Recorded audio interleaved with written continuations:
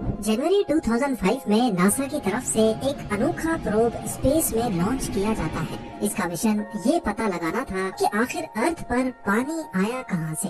Deep impact नामी ये probe 27 crore kilometre travel करने के बाद एक कॉमेट के करीब पहुंचता है और इसी कॉमेट में छुपे थे कई ऐसे राज जिन्हें पिछली कई सदियों से ढूंढा जा रहा था। फैक्टोआडा में आपका फिर से स्वागत है। नाज़रीन, पूरी यूनिवर्स में सिर्फ एक ही ऐसी जगह है जहां ह्यूमन बीइंग्स जिंदा रह सकते हैं। ऐसा मालूम होता है जैसे अर्थ को इंसानों के लिए ही बनाया गया है। यहाँ वो तमाम चीजें मौजूद हैं जो जिंदगी के लिए बहुत अहम मानी जाती हैं। पानी, खाना और ऑक्सीजन। इतनी वसी और जायंट यूनिवर्स में दूसरा कोई ऐसा प्लेनेट हो या ना हो, लेकिन फिलहाल हम सिर्फ अर्थ को ही जानते हैं जहाँ पर इंसान बगैर किसी मदद के जिंदा रह सकता है।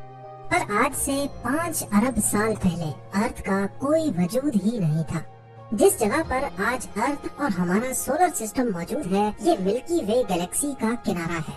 जब हमारा प्लेनेट नहीं था तो इसकी जगह यहाँ पर एक बहुत बड़ा बादल हुआ करता था। एक ऐसा बादल जिसमें सिर्फ मिट्टी और गैसेस भरी हुई थी। आखिर इस बादल में ऐसा क्या हुआ जो ये एक प्लेनेट में बदल गया? वही प्लेनेट जहाँ आज हम रहते हैं। मिट्टी और गैसेस के इस बादल को मॉलिक्यूलर क्लाउड कहा जाता है। इस बादल में डस्ट पार्टिकल्स थे जिसमें रेत, सिलिकॉन और मुख्तलिफ मेटल्स के जर्रात भी शामिल थे। इस बादल की पैदाइश मुख्तलिफ डेड स्टार्स की वजह से हुई थी।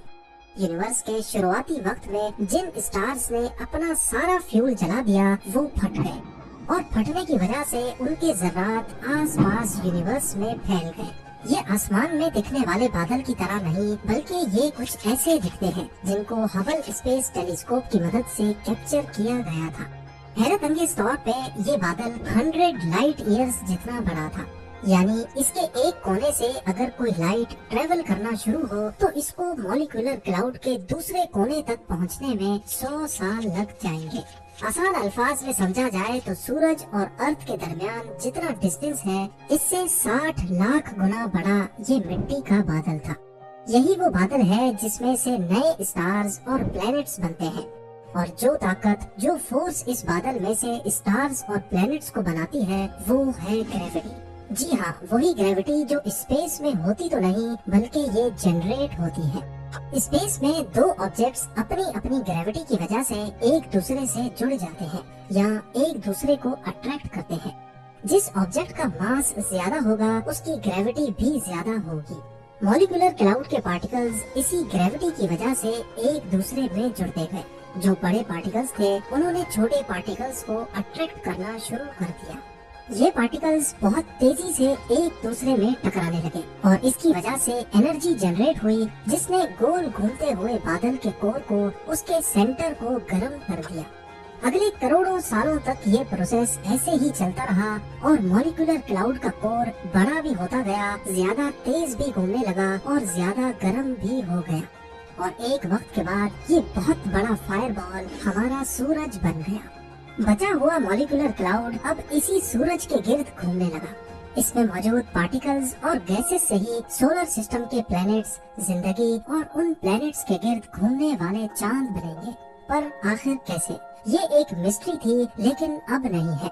मॉलिक्यूलर क्लाउड से स्टार यानी सूरज बनने के बारे में पहली बार एक हाइपोथेसिस 1700s में जर्मन फिलोसोफर इमैनुअल कांट और फ्रेंच स्कॉलर पियर साइमन की तरफ से पेश किया गया, लेकिन उस वक्त ये सिर्फ एक आइडिया था।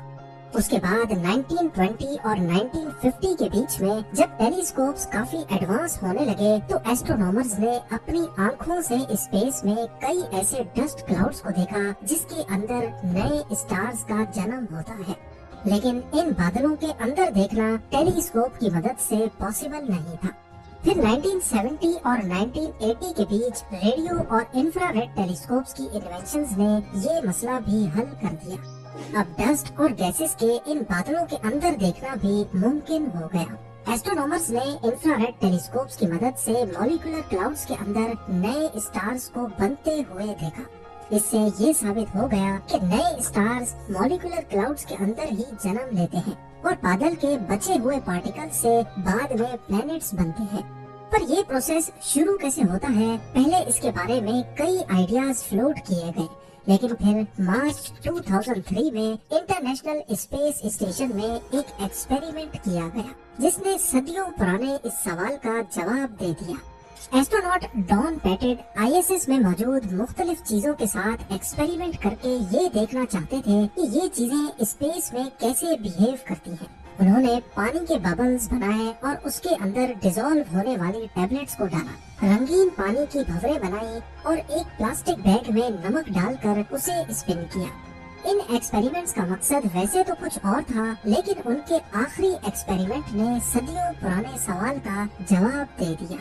जब नमक को प्लास्टिक बैग में डाला गया तो थोड़ी देर के बाद सॉल्ट पार्टिकल्स एक दूसरे के साथ चिपक गए, क्योंकि स्पेस में ये पार्टिकल्स एक दूसरे को अट्रैक्ट करते हैं।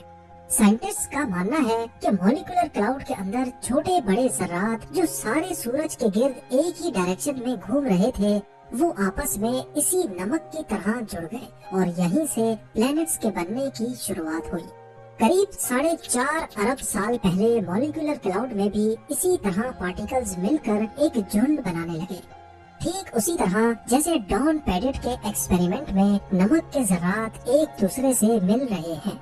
जब इस झुंड का साइज 1 किलोमीटर तक यानी एक पहाड़ की साइज जितना बड़ा हो गया तो इसकी अपनी ग्रेविटी इतनी ज्यादा हो गई कि इसने आसपास के पार्टिकल्स को भी अपनी तरफ अट्रैक्ट करना शुरू कर दिया, ठीक उसी तरह जैसे वैक्यूम क्लीनर मिट्टी को अपने अंदर सक करता है। अगले 30 लाख सालों तक ये प्रोसेस ऐसे ही चलता रहा और ज़र्रात के झुंड में से 20 प्लैनेट्स उभर कर सामने आ गए, जो सारे सूरज के गिर्द घूम रहे थे। अब क्योंकि ये 20 प्लैनेट्स काफी बड़े हो चुके थे, इसी वजह से इनकी अपनी ग्रेविटी ने ऑर्बिट के दौरान एक दूसरे को अपनी तरफ अट्रैक्ट करना शुरू कर दिया और आखिरकार इनकी आपस में टक्कर होने लगी। हर एक टक्कर में 2 प्लैनेट्स ने आपस में मिलकर एक बड़ा प्लैनेट बना दिया। वक्त के साथ साथ इन टक्करों की वजह से सोलर सिस्टम में जहां पहले 20 प्लैनेट्स थे, वो अब सिर्फ चंद प्लैनेट्स ही रह गए, जिसमें वीनस, मरकरी, मार्स और हमारा अर्थ भी शामिल है। पर ये अर्थ उस वक्त ऐसा नीला और जिंदगी से भरपूर नहीं था, बल्कि ये कोलिजन्स की वजह से आग बगोले की तरह काफी गर्म था। एस्ट्रोनॉमर्स का मानना है कि अर्थ को इस मकाम तक पहुंचने में करीब 3 करोड़ साल लगे थे। उस वक्त अर्थ का टेम्परेचर 5000 डिग्री सेल्सियस के करीब था, यानी अगर इस पॉइंट पे यहाँ कोई लिविंग ऑर्गेनिज्म आ भी गया तो ये सेकंड से भी कम टाइम में भाप बनकर खत्म हो जाएगा। अर्थ में जिंदगी के आसार सिर्फ तभी उभर पाएंगे जब इसका टेम्परेचर गिरेगा, लेकिन जब तक ये ठंडा होता, इसे अपनी एग्जिस्टेंस के लिए अभी सबसे बड़े खतरे का सामना करना था, सोलर स्टॉर्म। जी हाँ, सूरज से निकलने वाली शुआएं जब भी किसी प्लेनेट में दाखिल होती हैं, तो वो उसके एटमॉस्फेयर को काफी नुकसान पहुंचाती हैं। यही सोलर स्टॉर्म्स दूसरे प्लैनेट्स में भी आते हैं और इसकी वजह से यहाँ जिंदगी का बढ़ना मुमकिन नहीं होता। ज्यादा दूर जाने की जरूरत नहीं, मार्स जो अर्थ का पड़ोसी प्लैनेट है, वहाँ पर सोलर स्टॉर्म्स ने जिंदगी के चांसेस को खत्म कर दिया है। पर इन्हीं सोलर स्टॉर्म्स का अर्थ ने मुकाबला कैसे किया, इसका सीक्रेट छुपा है अर्थ के कोर में।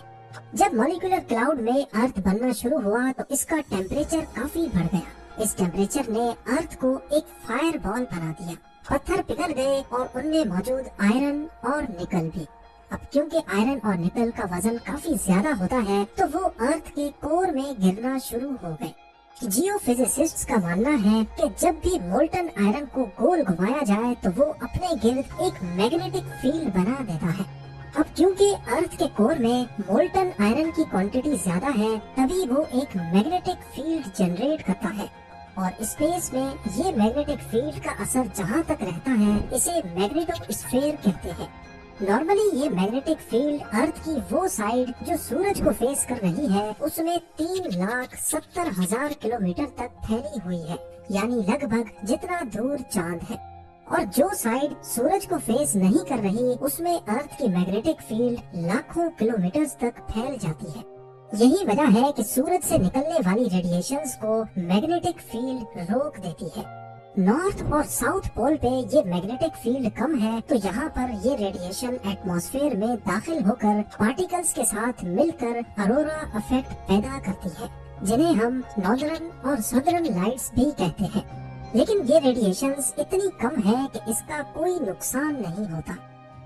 नया अर्थ जिसने सोलर स्टॉर्म्स का मुकाबला तो कर लिया, पर अभी भी ये जिंदगी के लिए परफेक्ट नहीं था। अर्थ को एक और मुश्किल तरीन मरहले से भी गुजरना था, एक प्लेनेट कोलिजन। इसका हम इंसानों को पता कैसे चला, इसके लिए हमें 1960s में जाना होगा। अमेरिका ने कई अपोलो मिशंस प्लान किए और एस्ट्रोनॉट्स को रिसर्च के लिए चांद पर भेजा। पहले ये माना जाता था कि चांद अर्थ का ही टुकड़ा है जो किसी वजह से अर्थ से अलग हो गया। लेकिन जब एस्ट्रोनॉट्स चांद पर गए और वहाँ पत्थरों के कुछ सैंपल्स लेके आए, तो देखने में ये पत्थर अर्थ पर पाए जाने वाले पत्थरों जैसे नहीं दिखते थे। ऐसा मालूम होता है कि इन पत्थरों को जलाया गया हो। मजीद इन्वेस्टिगेशन से मालूम पड़ा कि चांद और अर्थ के पत्थर में मौजूद ऑक्सीजन आइसोटोप्स एक जैसे हैं, जिससे ये साबित होता है कि चांद था तो पहले अर्थ का ही हिस्सा, लेकिन बहुत ज्यादा गर्माइश ने इसका ये हाल किया है। इतनी ज्यादा गर्माइश सिर्फ एक ही चीज पैदा कर सकती है, और वो है किसी और प्लेनेट का टकराना। जब अर्थ आहिस्ता आहिस्ता ठंडा हो रहा था, उस वक्त एक दूसरा प्लेनेट अर्थ की तरफ बढ़ने लगा। ये प्लेनेट करीब मार्स की साइज जितना बड़ा था और इसको थिया का नाम दिया गया है। जब थिया अर्थ से टकराया तो बहुत सारी एनर्जी रिलीज हुई। अर्थ और थिया के जलते हुए टुकड़े आसमान में फैल गए और आखिरकार अर्थ को ऑर्बिट करने लगे। अर्थ को ऑर्बिट करते ये टुकड़े अगले हजारों सालों तक उसी तरीके से एक दूसरे से जुड़ते गए जैसे मॉलिक्यूलर क्लाउड में पार्टिकल्स जुड़े थे, और यूं जन्म हुआ चांद का। पहले चांद अर्थ के काफी करीब था। एक्सपर्ट्स का कहना है कि अभी जितना हमें चांद दिखता है, पहले ये 15 टाइम्स ज्यादा बड़ा था। लेकिन आहिस्ता आहिस्ता करीब 1.5 इंचेस पर ईयर के हिसाब से ये अर्थ से दूर हो रहा है। आपको यहाँ बताते चले कि थिया का अर्थ के साथ हौलनाक टकराव और चांद का पैदा होना, ये वो दो इवेंट्स थे जिनकी वजह से आज हम इस दुनिया में मौजूद हैं। साइंटिस्ट का मानना है कि ये दो इवेंट्स अगर नहीं होते तो शायद अर्थ पर कभी जिंदगी आ ही नहीं पाती। पर आखिर कैसे? जब मार्स के साइज जितना प्लेनेट अर्थ से टकराया तो इसने अर्थ को एक साइड पे झुका दिया, इसको थोड़ा सा टिल्ट कर दिया। अर्थ जो पहले अपने एक्सिस पे ही रोटेट कर रहा था, अब ये 23.5 डिग्रीज के एंगल पे टिल्ट हो गया, और इस टिल्ट ने अर्थ को दिए मुख्तलिफ किस्म के मौसम। जैसा कि आप जानते हैं कि जमीन की एक फुल रोटेशन एक दिन को जाहिर करती है, और सूरज के गिर्द एक पूरा चक्कर एक साल को। अब क्योंकि अर्थ 23.5 डिग्रीज पे झुका हुआ है, तो साल के वो महीने जब नॉर्दर्न हेमिस्फीयर सूरज से ज्यादा करीब होता है, तब यहाँ गर्मियों का सीजन होता है, और सर्दियों में यही हिस्सा सूरज से दूर हो जाता है। इस टिल्ट की वजह से अर्थ के सरफेस पर पूरा साल एक जैसी गर्माइश नहीं पड़ती और न ही एक जैसी ठंड। इन बदलते मौसम की वजह से हमें मुख्तलिफ फ्रूट्स और सब्जियां खाने को मिलती हैं। साल भर मुख्तलिफ रंग देखे जा सकते हैं, और मॉनसून में बारिश के साइकिल की वजह से पीने का साफ पानी रिवर्स के जरिए मिलता है। इसके अलावा चांद के बनने की वजह से समंदरी लहरें भी बनती हैं। ये लहरें समंदरी मखलूक के लिए न्यूट्रिएंट्स फराहम करती हैं, क्योंकि अगर ये लहरें ना होती तो समंदर में न्यूट्रिएंट्स सिर्फ चंद स्पॉट्स पे ही रहते। लेकिन यहाँ पर सवाल ये पैदा होता है कि समंदर में लहरें तो तब बनेंगी जब अर्थ पर पानी होगा, जो जिंदगी के लिए सबसे अहम है। तो फिर आखिर अर्थ पर पानी आया ही कहाँ से? ये साइंटिफिक कम्युनिटी के लिए सबसे बड़ी मिस्ट्री रही है। जनवरी 2005 में नासा ने डीप इम्पैक्ट नामी एक प्रोब स्पेस में लॉन्च किया। इसको 27 करोड़ किलोमीटर दूर टेम्पल 1 नामी एक कॉमेट के पास भेजा गया।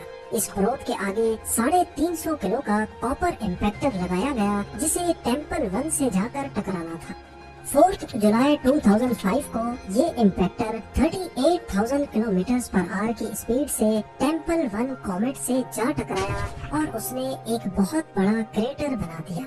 इस इम्पैक्ट को डीप इम्पैक्ट प्रोब पे लगे रेडियो टेलीस्कोप्स की मदद से कैप्चर किया गया और इस टेलीस्कोप ने जो कुछ दिखाया वो वाकई काफी हैरान कुन था। टक्कर की वजह से जो लाइट निकली उसको स्पेक्ट्रोस्कोपी की मदद से एनालाइज करने पर मालूम पड़ा कि टेम्पल 1 के अंदर बर्फ की फॉर्म में पानी भरा हुआ है। अब ये तो साबित हो गया कि सूरज से बहुत दूर एस्ट्रॉइड बेल्ट में मौजूद कॉमेट्स के अंदर पानी मौजूद है, लेकिन आखिर ये कॉमेट्स अपना ऑर्बिट छोड़कर अर्थ तक आए कैसे, और वो भी करोड़ों की तादाद में। एक्सपर्ट्स का मानना है कि ये काम हमारे सोलर सिस्टम में मौजूद सबसे बड़ा प्लेनेट ही कर सकता है, जुपिटर। जी हाँ, जुपिटर हमारे सोलर सिस्टम का सबसे बड़ा प्लेनेट है और जाहिर है इसकी ग्रेविटी भी अर्थ से कई गुना ज्यादा है। और इसकी खास बात ये है कि ये एस्ट्रॉइड बेल्ट के बिल्कुल करीब ऑर्बिट करता है। एस्ट्रोनॉमर्स का मानना है कि पास्ट में एस्ट्रॉइड बेल्ट में जितने भी बड़े साइज के कॉमेट्स और एस्ट्रॉइड्स मौजूद थे, उनके नॉर्मल ऑर्बिट को जुपिटर की ग्रेविटी ने इलिप्टिकल ऑर्बिट में कन्वर्ट कर दिया। नॉर्मल सर्कुलर ऑर्बिट वो होता है जब एस्ट्रॉइड सूरज के गिर्द परफेक्ट सर्कल में चक्कर लगा रहे हो, लेकिन जब जुपिटर की ग्रेविटी ने उनको अपनी तरफ अट्रैक्ट किया तो वो अपने सर्कुलर ऑर्बिट से निकलकर ओवल शेप के ऑर्बिट में चले गए, जिसे इलिप्टिकल ऑर्बिट कहते हैं। और इसी दौरान जब वो अर्थ के रास्ते में आए तो ग्रेविटी ने उनको अर्थ पर खींच लिया। जियोलॉजिस्ट का मानना है कि पानी अर्थ पर शुरुआत में नहीं था, बल्कि ये अर्थ के पैदा होने के 50 करोड़ साल बाद यहाँ आया है। पर ये हमें पता ही कैसे चला? जिरकॉन एक मिनरल है जो पत्थरों में पाया जाता है और इसके बनने के लिए पानी बहुत जरूरी है। और क्योंकि इसमें यूरेनियम के ज़रात भी होते हैं, इसी वजह से रेडियो एक्टिव डिके की मदद से इसकी एज का पता लगाया जा सकता है। अभी तक अर्थ पे मौजूद जितने भी जिरकॉन के सैंपल्स की एज निकाली गई है, उससे मालूम होता है कि वो 4 अरब साल पहले बने थे, यानी अर्थ पैदा होने के 50 करोड़ साल बाद। मॉलिक्यूलर क्लाउड से अर्थ की पैदाइश, मार्स जितने बड़े दिया का टकराना, अर्थ का टिल्ट होना और चांद की वजह से समंदर में लहरें पैदा होना, करोड़ों किलोमीटर दूर जुपिटर की वजह से अर्थ को पानी मिलना, जिंदगी के आसार बेहतर होते दिखाई देते हैं। यहाँ तक अर्थ का टेम्परेचर काफी हद तक गिर चुका था, करीब 100 डिग्री सेल्सियस तक। लेकिन जिंदगी के लिए सबसे अहम चीज अभी भी अर्थ में नहीं थी, ऑक्सीजन। तो अब आप मुझे कमेंट सेक्शन में बताएं कि अर्थ के एटमॉस्फेयर में ऑक्सीजन कैसे आया। उम्मीद है फिर तो अटक इस वीडियो पे आप लोग भरपूर लाइक और शेयर करेंगे। आप लोगों के प्यार भरे कमेंट्स का बेहद शुक्रिया। मिलते हैं अगली शानदार वीडियो में।